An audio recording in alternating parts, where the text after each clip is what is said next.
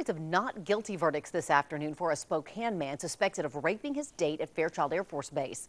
KXLY4's Jeff Humphrey is live at Superior Court, where the predominantly male jury deliberated for a little more than 4 hours. Jeff, why the seemingly speedy verdict?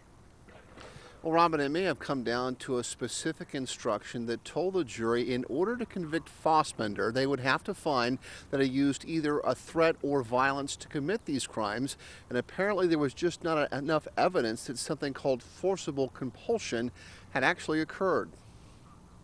The woman told jurors she had met Michael Fassbender on the internet and agreed to have their first date at this West Plains restaurant. After he was done eating, he wanted to take me to the base and kind of like do like a campfire thing. After entering the base's front gate, Fassbender drove the victim to a mock POW camp where Fassbender was an instructor. Once at the remote location, prosecutors say Fassbender told the woman that she was isolated and had no choice but to submit to his sexual advances. He told me that he's like, no one knows you're here. No one knows where this place is. No one would know if you disappeared. No one would know where to look. However, Fassbender told his jury the sex was consensual, part of the woman's desire to be manhandled.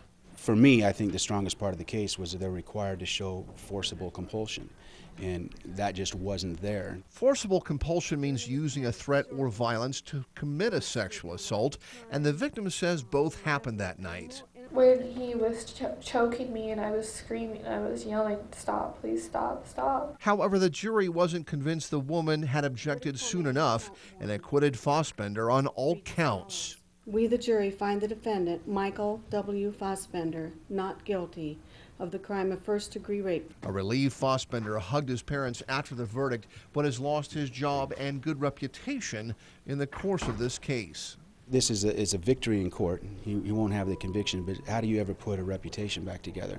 His name has been on the internet and in the press and on the news, and you don't recover from that.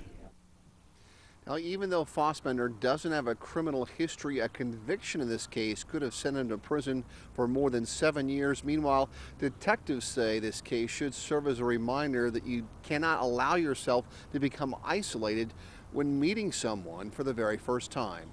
Reporting live at the courthouse, Jeff Humphrey, KXLY4.